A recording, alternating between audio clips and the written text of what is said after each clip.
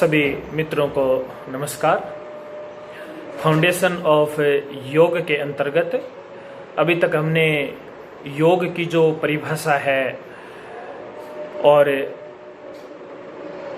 योग शब्द की जो उत्पत्ति है उसके बारे में हमने जाना था। इसके साथ ही पूर्व वैदिक काल और वेदों के अंतर्गत भी हमने जाना कि योग के बारे में क्या कहा गया है।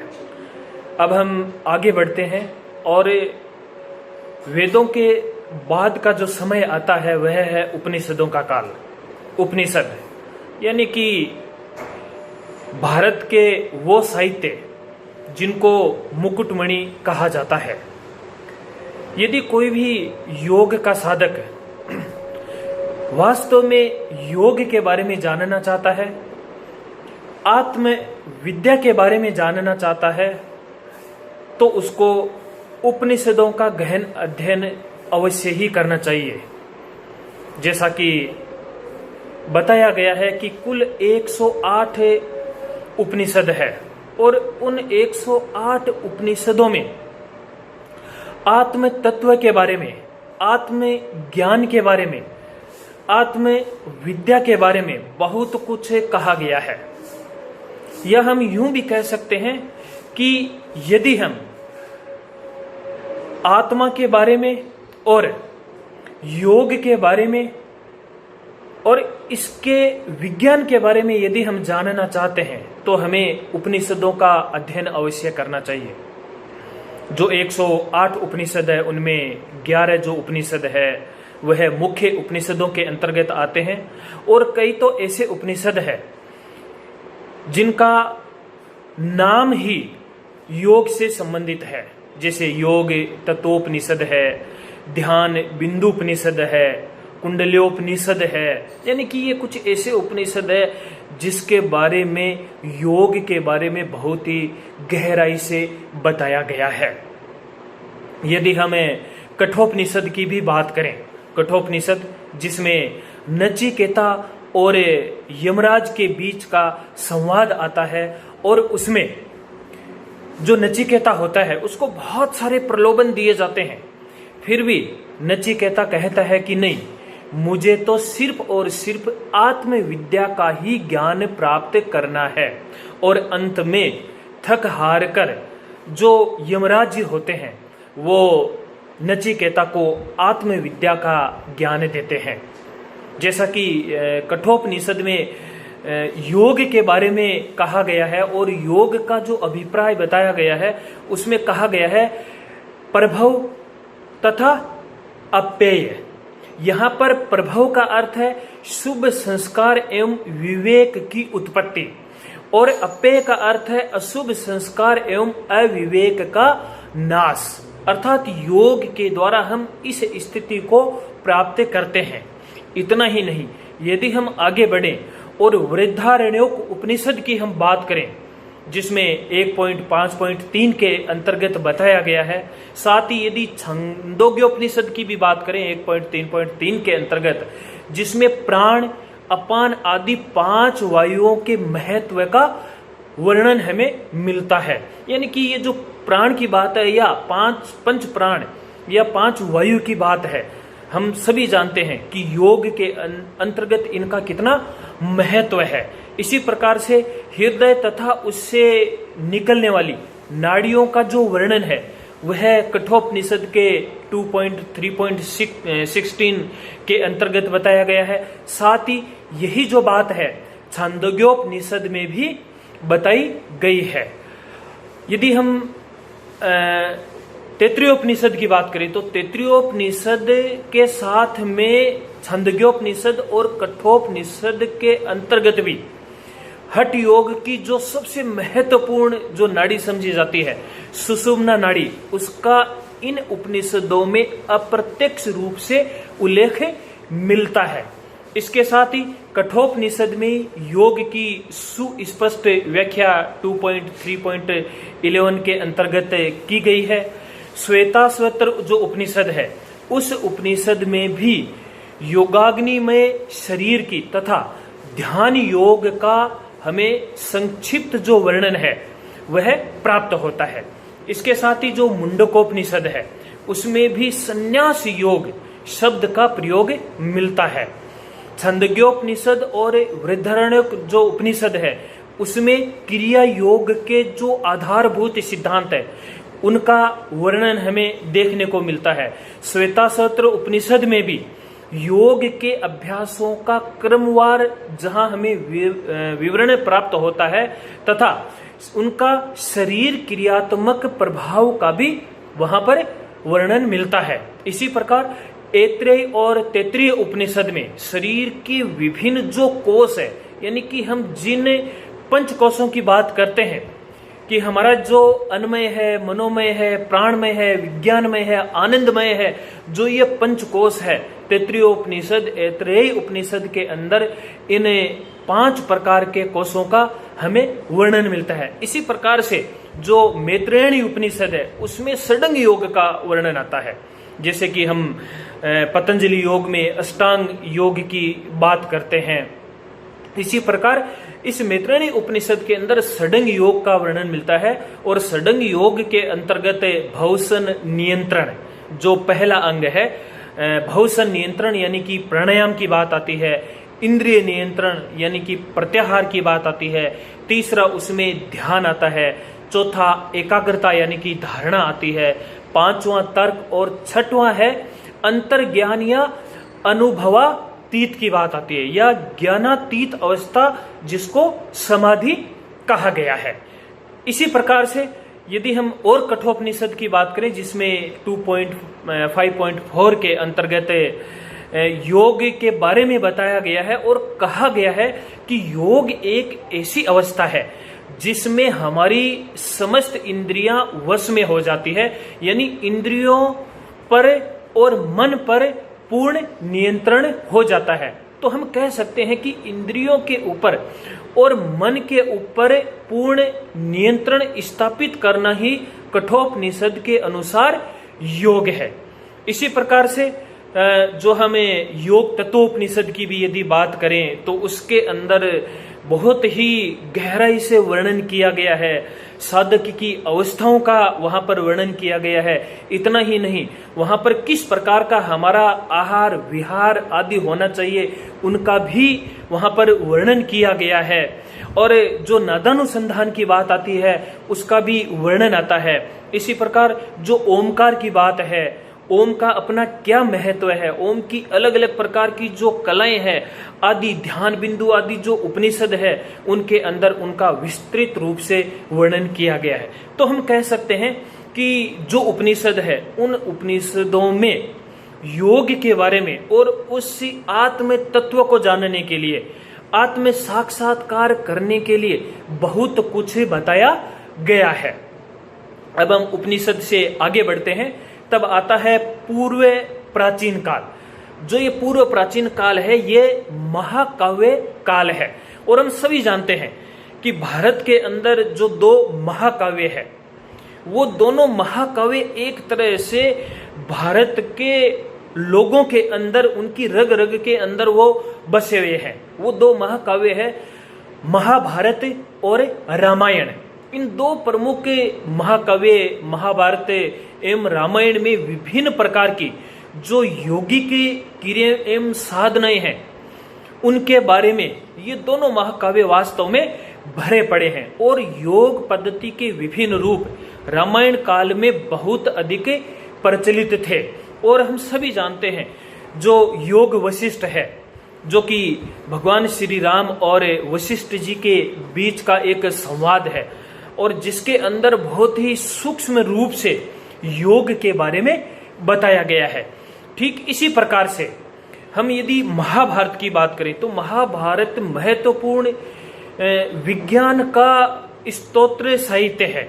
और इसी का जो एक पार्ट है, या हम यूं कह सकते हैं कि प्रसिद्ध श्रीमद् भगवत गीता का योग निरूपण ग्रंथ इसी महाभारत का क्या है, एक भाग है। और गीता ज्ञान भक्ति एवं कर्म के मार्गों पर प्रकाश डालती है। योग के इस सर्वाधिक असाधारण ग्रंथ भगवत गीता की जो रचना है वह लगभग 5000 ईस्वी पूर्व मानी गई है।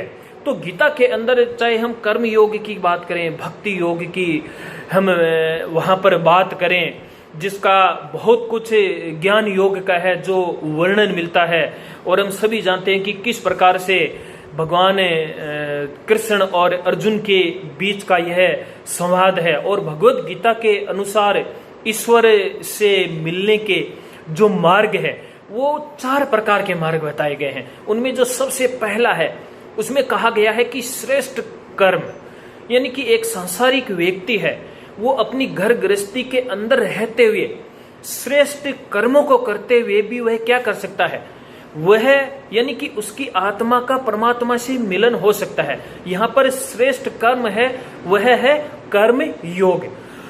इसी प्रकार से श्रेष्ठ श्रद्धा की बात आती है, यह उपासना या भक्ति योग है, यानी कि भक्ति मार्ग के द्वारा भी हम ईश्वर को प्राप्त कर सकते हैं। इसी प्रकार से श्रेष्ठ या परिशुद्ध ज्ञान की बात कही गई है। ये श्रेष्ठ और परिशुद्ध जो ज्ञान है ये वास्तव में ज्ञान योग है। तथा चौथा जो है वह है संकल्प शक्ति योग, जिसको हम राजयोग के नाम से जानते हैं। तो इस प्रकार से जो भगवत गीता के 18 अध्याय है, यह 18 के 18 जो अध्याय है यह वास्तव में सारे के सारे योग के अध्याय कहलाते हैं। इसी प्रकार से हम आगे बढ़े तो प्राचीन काल में आते हैं। पूर्व प्राचीन काल के पश्चात जो प्राचीन काल आता है, जिसको सूत्र काल के नाम से भी जाना जाता है, जो दूसरी शताब्दी के अंतर्गत आता है। और इसमें आता है वह प्रसिद्ध योग जिसको हमें आज सभी जानते हैं और पूरे विश्व में जो अपनी एक पहचान बनाए हुए हैं, पूरे विश्व में जो विख्यात है। यानी कि जैसे सूत्र का नाम आ गया है तो हमारे दिमाग में आता है योग सूत्र, योग दर्शन, यानी कि महर्षि पतंजलि कृत जो योग दर्शन है या जो योग सूत्र है, जिसके अंदर 195 सूत्र आते हैं। इन 195 सूत्रों में बहुत ही सुंदर ढंग से व्यवस्थित जो योग की बात कही गई है वह इसके 4 अध्यायों में समाहित की गई है। और इसके जो ये 4 अध्याय है, जिसमें सबसे पहला जो अध्याय आता है वह है समाधि पाद, दूसरा जो आता है जिसको हम साधन पाद के नाम से जानते हैं, इसी प्रकार से विभूति पाद और केवल्य पाद आता है। और जो इसका समाधि पाद है, हालांकि देखा जाए तो योग का जो सबसे अंतिम लक्ष्य है, जो परिणाम है, वह समाधि और समाधि के बाद में केवल्य की स्थिति है। लेकिन महर्षि पतंजलि ने अपने पहले ही अध्याय में, पहले ही पाद में समाधि के बारे में बताया है और बड़ा ही सुंदर वर्णन उन्होंने कहा है कि किस प्रकार से जो संप्रज्ञात समाधि है और असंप्रज्ञात समाधि है, और इनके भी किस प्रकार से जो संप्रज्ञात समाधि है उसके भी कौन कौन से रूप है उसका इसमें वर्णन किया गया। इसी प्रकार से जो साधन पाद है, साधन पाद में किस प्रकार से, यानी कि वो कौन सी ऐसी टेक्निक है कि उस टेक्निक के द्वारा हम उस समाधि को प्राप्त कर सकते हैं। तो उन्होंने इसमें अष्टांगिक मार्ग को बताया है। इसे राजयोग यानी संकल्प शक्ति का योग भी कहते हैं। और इस अष्टांगिक मार्ग के अंतर्गत यम, नियम, आसन, प्राणायाम, प्रत्याहार, धारणा, ध्यान और जो समाधि की बात कही गई है, बहुत अच्छे ढंग से उन्होंने इसको इसमें रखा है। हालांकि इसके अंदर उन्होंने जो इसके अंतरंग साधन, बहिरंग जो साधन है, यम, नियम, आसन, प्राणायाम, प्रत्याहार, यानी कि यहाँ तक की बात कही गई है इस साधन पाद के अंतर्गत, इस अष्टांगिक मार्ग में। और जो विभूति पाद आता है, यानी कि अगले पाद के अंदर उन्होंने धारणा, ध्यान और समाधि, यानी कि जो इसके अंतरंग है उसकी बात कही गई है। जैसा कि इसका नाम है विभूति पाद, विभूति यानी कि बहुत सारी प्रकार की सीढ़ियां जो प्राप्त होती है। और वास्तव में जो ये सीढ़ियां प्राप्त होती है, जब हमें जो धारणा, ध्यान और समाधि है, यानी इन तीनों के ऊपर जब संयम स्थापित होता है तब वो विभूतियां मिलती है। और इस पूरे के पूरे चैप्टर के अंदर धारणा, ध्यान, समाधि के बाद में जब हम आगे बढ़ते हैं तब उन विभूतियों के बारे में बताया गया है। और अंतिम जो है कैवल्यपाद, जिसमें यह बताया गया है कि ऐसे कौन कौन से साधक होते हैं कि या ऐसी कौन कौन सी दूसरी ऐसे सहायक चीजें होती है जिनके द्वारा सीधियां आदि मिल जाती है। तो इस प्रकार से जो ये 4 प्रकार के पाद है, 4 प्रकार के जो ये अध्याय है, जो कि समाधि पाद है, साधन पाद है, विभूति पाद है और कैवल्य पाद है, इसमें बड़ा ही योग का जो है सुंदर वर्णन किया गया है कि समाधि को प्राप्त करते हुए हम किस प्रकार से कैवल्य को प्राप्त कर सकते हैं। और जो ये योग सूत्र है, इस योग सूत्र पर जो प्रथम भाष्य है वह महर्षि वेद व्यास द्वारा रचित व्यास भाष्य है। और जो पतंजलि का योग दर्शन है यह वास्तव में सांख्य दर्शन के ऊपर आधारित है। यदि थोड़ा सा पतंजलि के बारे में हम यहाँ पर जाने, हालांकि योग सूत्र यहाँ पर इंपॉर्टेंट है, लेकिन फिर भी महर्षि पतंजलि के बारे में भी थोड़ा हमें जानना चाहिए। तो जो पतंजलि है उनको बहुत सारे नामों से स्मरण किया जाता है। कहते हैं कि महर्षि पतंजलि को गोरंदीय, गोणिका पुत्रा नागनाथ, अहित पति, फणिभृत, शेष राज, शेषाही, चूर्णिकार और पदकार आदि नामों से उनको स्मरण किया जाता है। और साथ में बहुत सारी जगह यह भी मिलता है कि पतंजलि ने 3 ग्रंथों को लिखा था।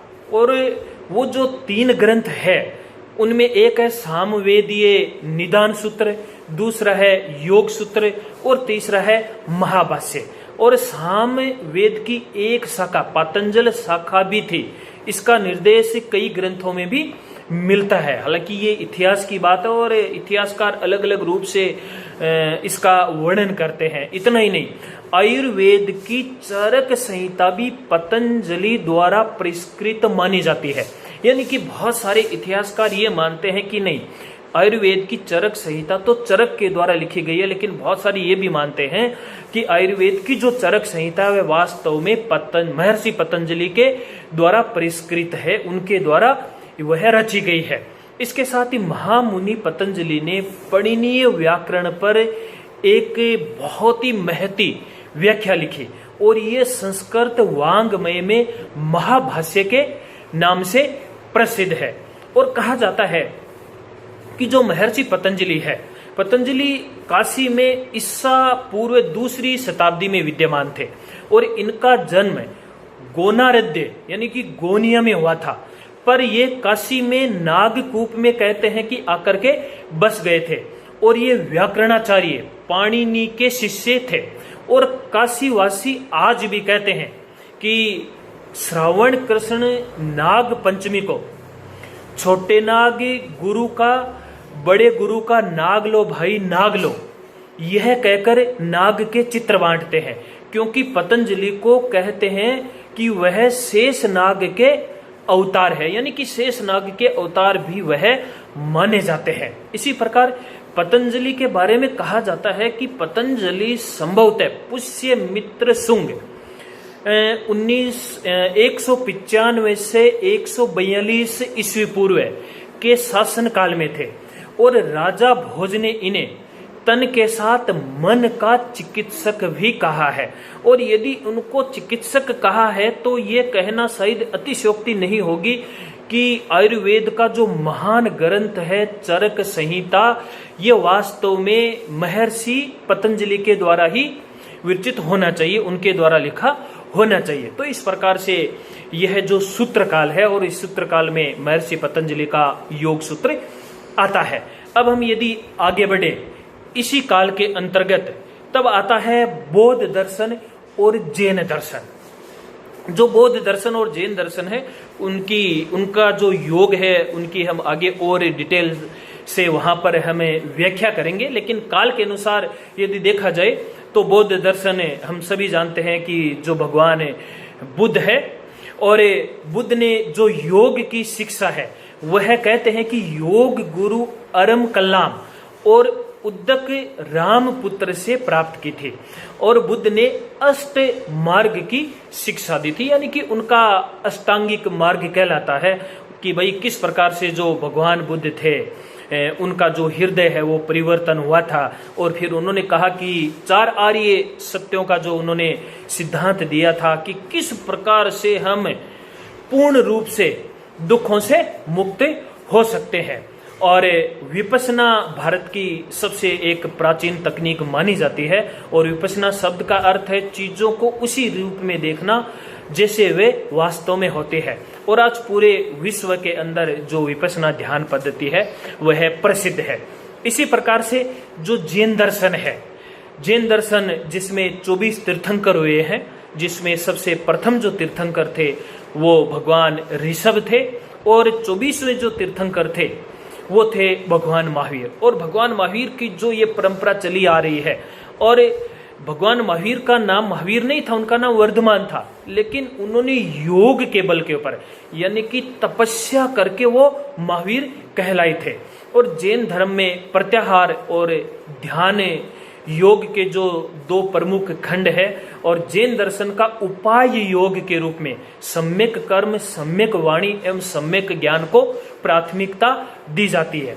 और इसमें साधना के जो 3 अंग आते हैं वो है ज्ञान योग, इच्छा योग और क्रिया योग। आगे जब हम और बढ़ेंगे तब जैन दर्शन के अंदर जो योग है उसके ऊपर हम विस्तार से चर्चा करेंगे। इसी प्रकार से उसके पश्चात जब हम और आगे बढ़ते हैं इस 2वीं शताब्दी से, तब हम आते हैं स्मृति काल के अंतर्गत। और जो ये स्मृति काल है यह वास्तव में 500 ईस्वी पूर्व से 1000 ईस्वी पूर्व का माना जाता है। और स्मृति यानी कि पहले का जो है उसको बनाए रखना।